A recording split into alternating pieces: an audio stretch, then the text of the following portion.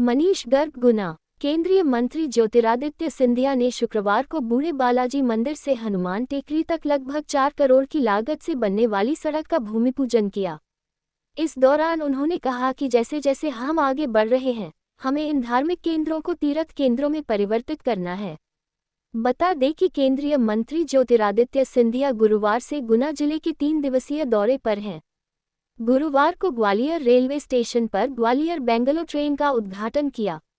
उन्होंने स्टेशन पर ट्रेन को हरी झंडी दिखाकर रवाना किया। इसके बाद वे खुद भी उसी ट्रेन में बैठकर शिवपुरी, गुना और अशोकनगर पहुंचे।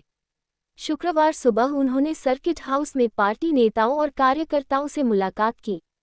इसके बाद सिंधिया जनसंपर्क कार्यालय पर नागरिकों से मुलाकात की, उनकी समस्याओं के आवेदन लिए, साथ ही उनके निराकरण के निर्देश प्रशासनिक अधिकारियों को दिए।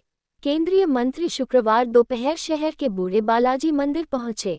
यहां बालाजी सरकार के दर्शन कर आशीर्वाद लिया। इसके बाद उन्होंने बूढ़े बालाजी मंदिर से हनुमान टेकरी तक बनने वाली सड़क का भूमि पूजन किया।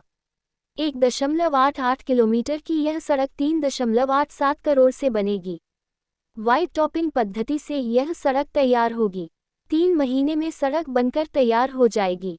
विधायक बोले, महाराज हर बार कुछ न कुछ लाते हैं। गुना विधायक पन्नालाल शाक्य ने कहा कि एक गरीब आदमी जब मजदूरी करने सुबह निकलता है और शाम को जब घर लौटता है तो अपने बच्चों के लिए कुछ न कुछ लेकर आता है।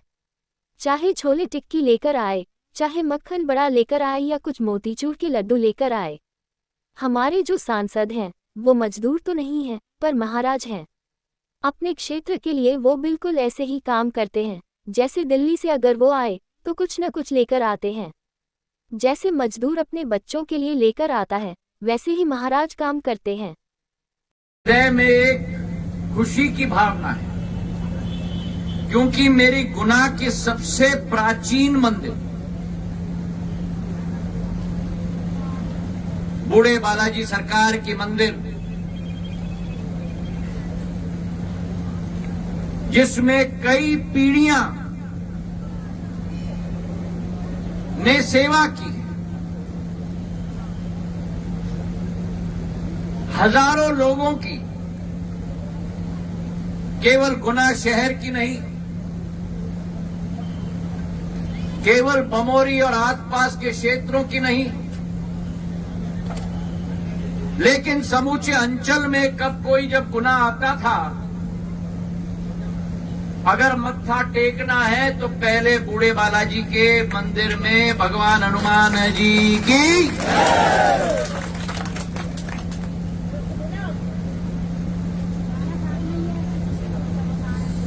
आधुनिक जमाना है और आधुनिक जमाने में वातावरण आधुनिक बन जाता है।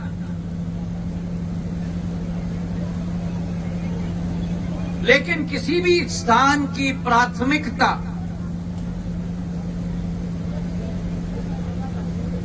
अध्यात्म के क्षेत्र में आधुनिकता के साथ नहीं जुड़ती है।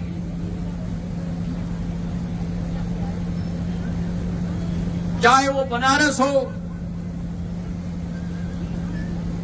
चाहे वो अयोध्या हो, चाहे वो केदारनाथ हो, चाहे वो बद्रीनाथ जी हो,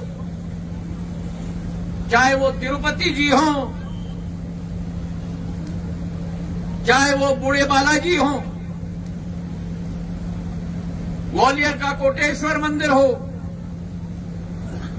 अचलेश्वर मंदिर हो,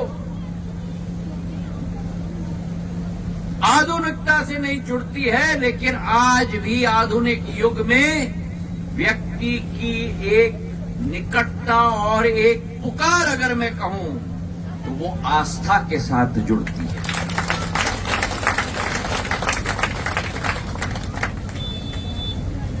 और जितनी पीढ़ियां निकली हैं गुना से, ये मंदिर की प्राचीनता जब ग्वालियर स्टेट होता था, माधव महाराज के मंदिरों के संरक्षण के लिस्ट में जहां पुजारियों को ग्वालियर स्टेट से राशि दी जाती थी, उसमें भी बूढ़े बालाजी मंदिर का पूर्ण उल्लेख है मेरे भाई और बहन।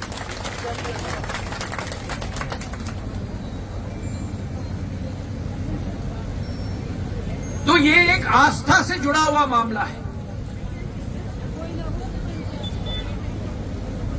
और आज मुझे बड़ी खुशी है कि जो आस्था उस जमाने में होता था, क्योंकि आधुनिक युग में कहा जाता है कि हम कलयुग में प्रवेश कर रहे हैं, लेकिन जो आस्था उस जमाने में था, मेरे परिवार के सदस्यों में वही आस्था 21वीं सदी के विश्व के युग में भी बूढ़े बालाजी और हनुमान टेकरी जी के मंदिर के प्रति। और आज कितना भव्य दिन है। वर्षा ऋतु का मौसम है। इंद्र देवता के आशीर्वाद के लिए अन्नदाता एक एक व्यक्ति आतुर रहता है, क्योंकि उमस का वातावरण है।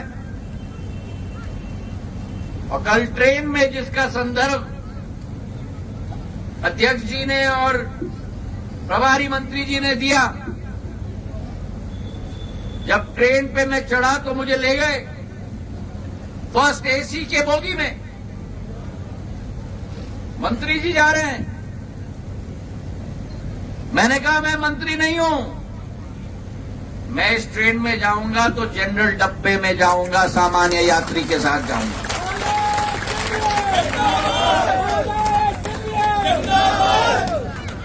तो मेरे मीडिया परिवार के लोगों ने मुझसे पूछा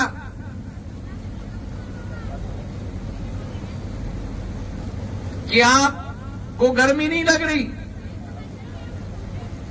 मैंने कहा उमस तो डब्बे के अंदर है, हाथ बाहर रखो, इंद्र भगवान के आशीर्वाद के साथ कितनी शीतलता की हवा चल रही है। और मैंने ये भी कहा,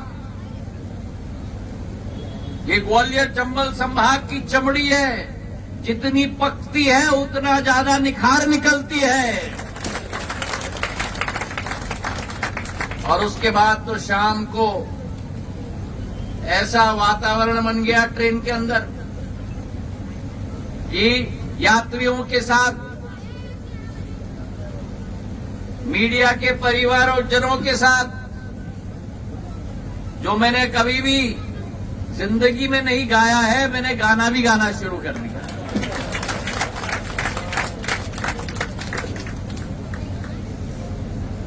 तो कहने का तात्पर्य ये है कि आज भारत बढ़ चुका है प्रधानमंत्री जी के नेतृत्व में।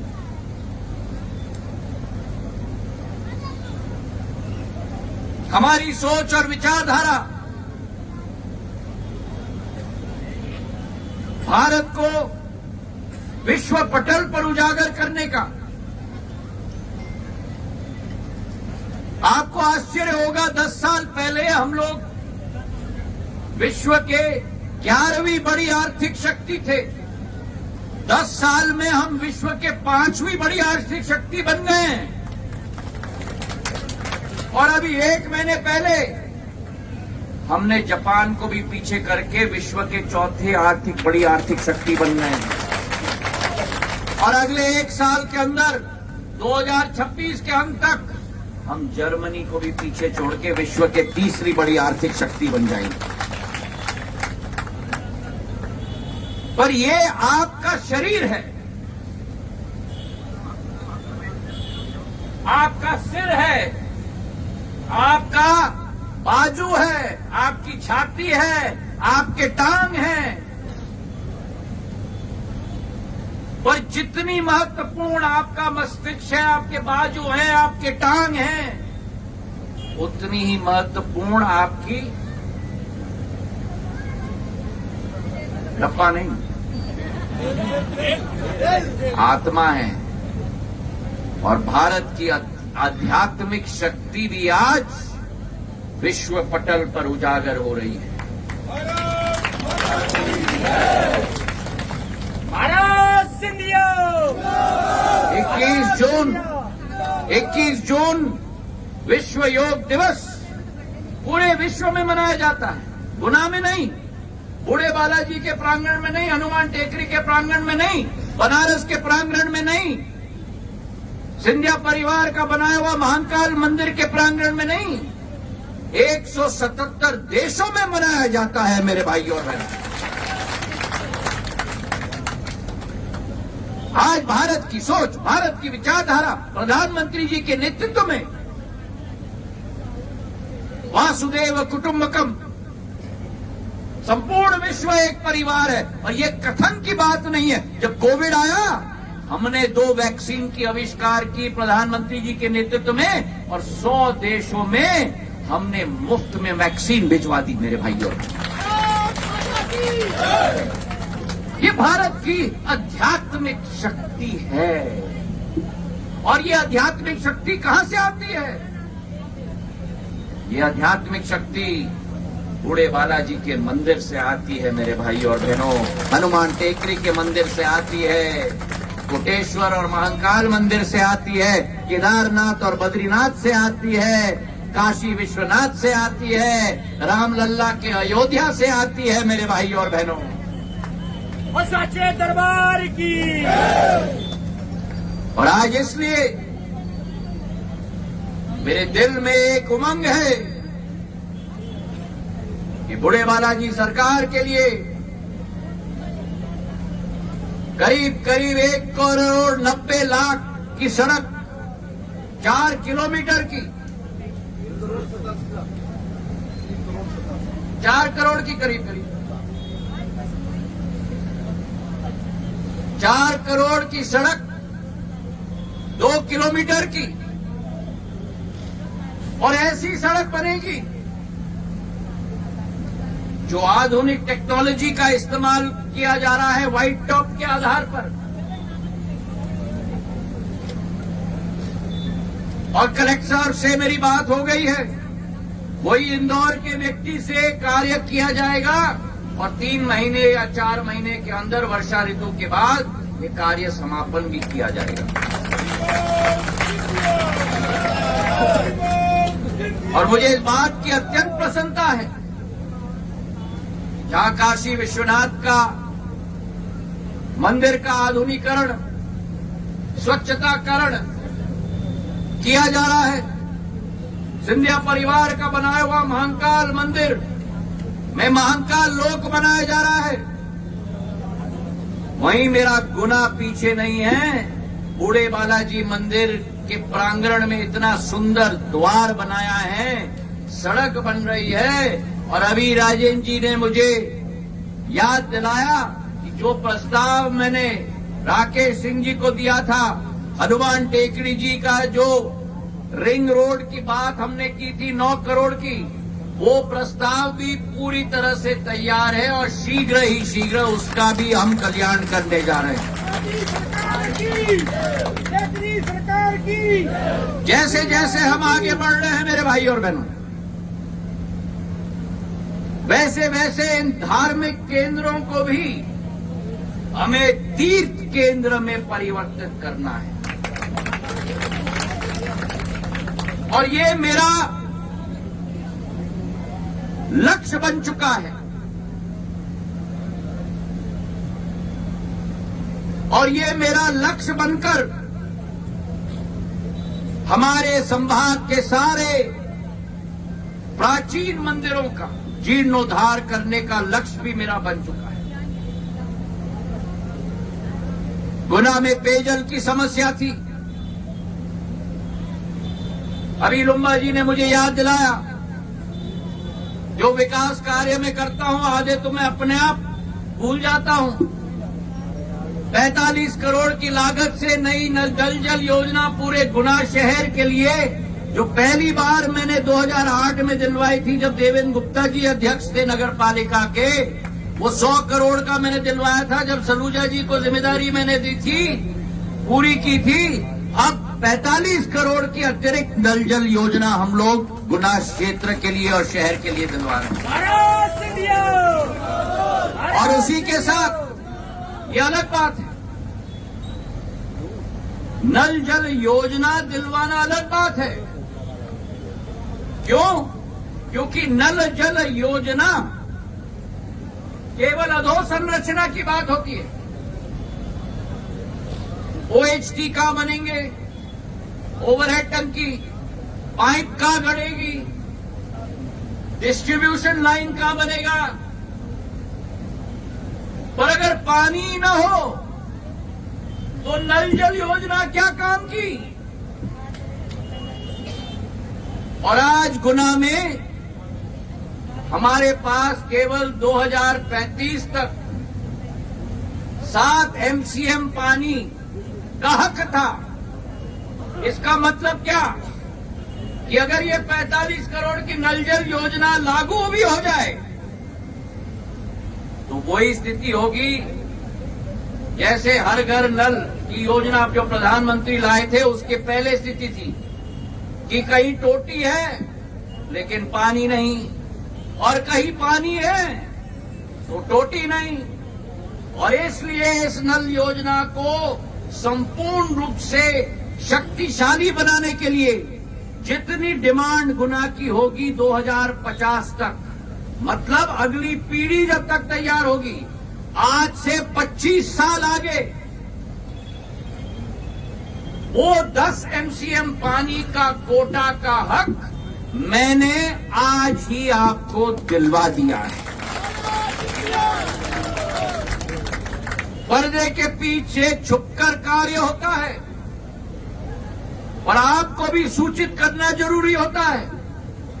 तो नल जल की योजना अलग है और पर्याप्त पानी का हक गुना शहर को दिलवाना अलग है, और दोनों का संगम जरूरी है। समझ गए कि नहीं? अगर समझ गए तो ताली बजाओ।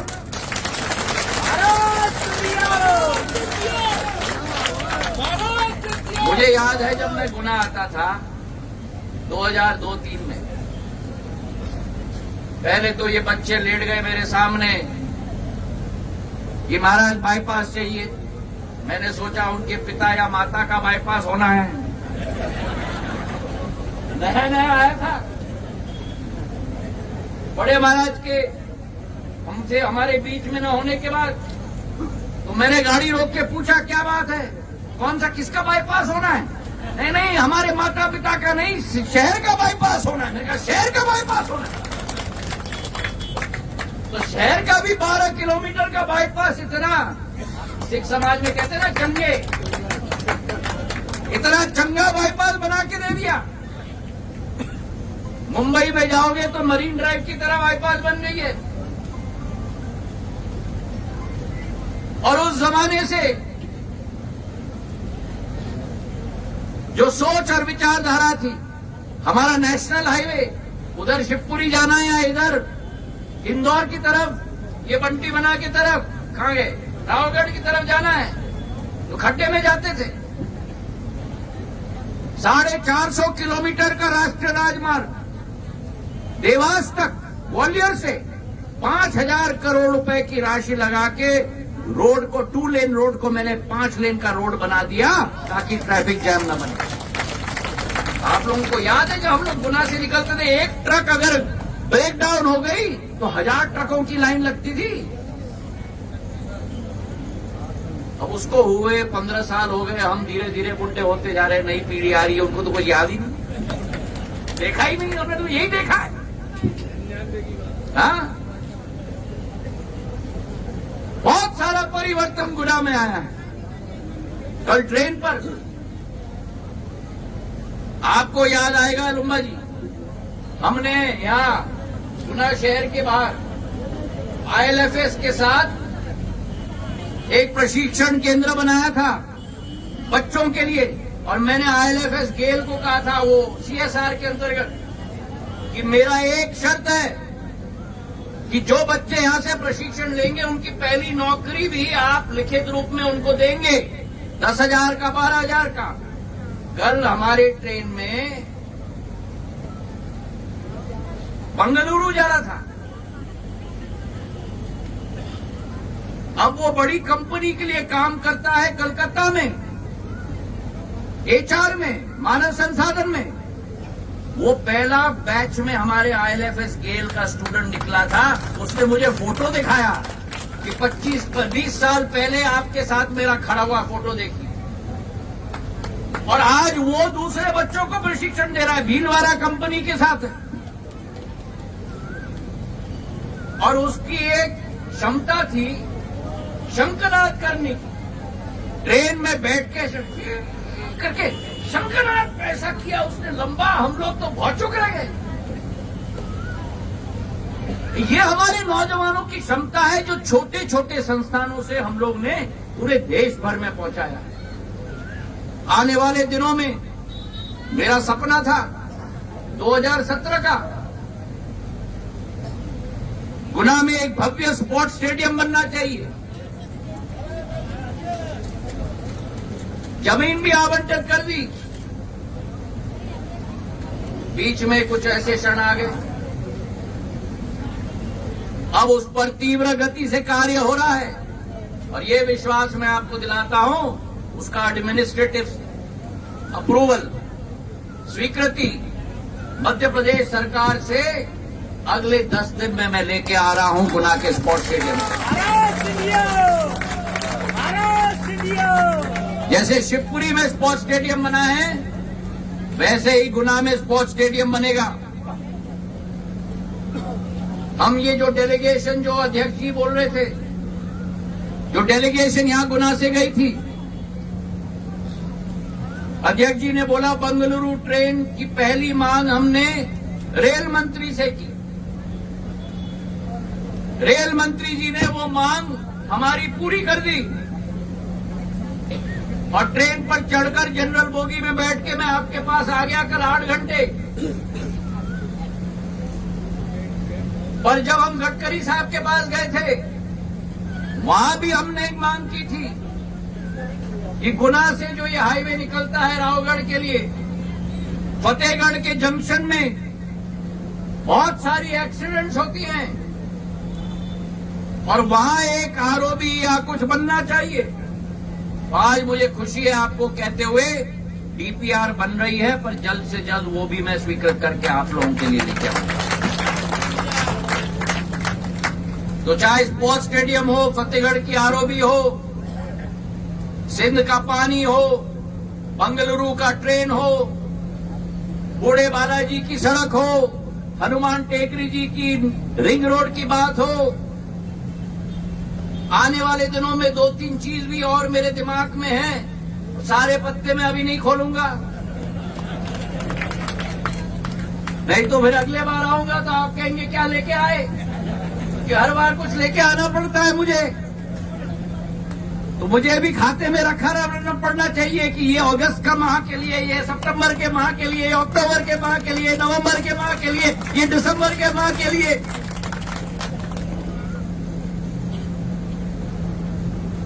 पर खाद की जो बात की, मैंने पिछले 1 साल में हर बार जब बोनी का समय आता है,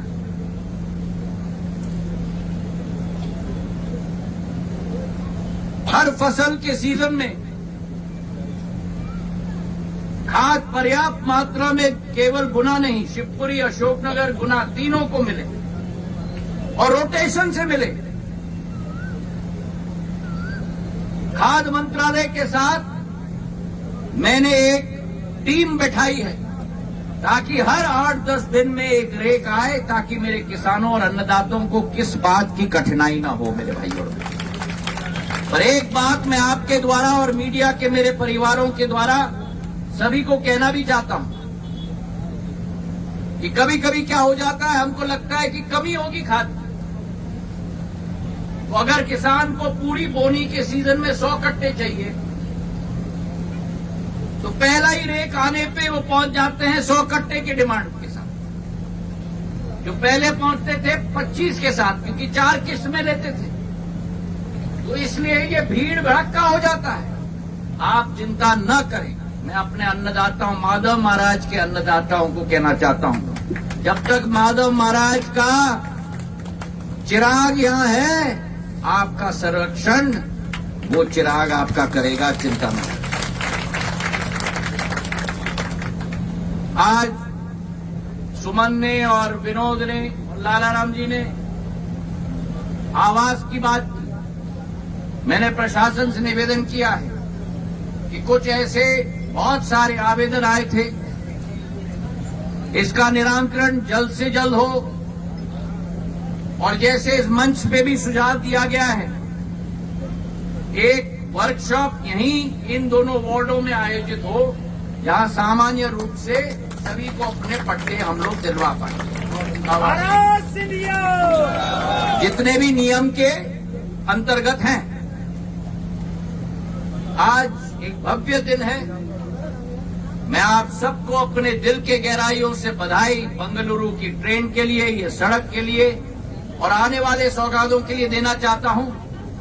लेकिन ये विश्वास भी मैं देना चाहता हूं, मेरे पसीने का एक एक कतरा, मेरे खून का एक एक कतरा, मेरे गुना, शिवपुरी, अशोकनगर, ग्वालियर के सभी वासी परिवार के जनों के लिए समर्पित था, समर्पित है और जीवन की आखिरी सांस तक समर्पित रहेगा।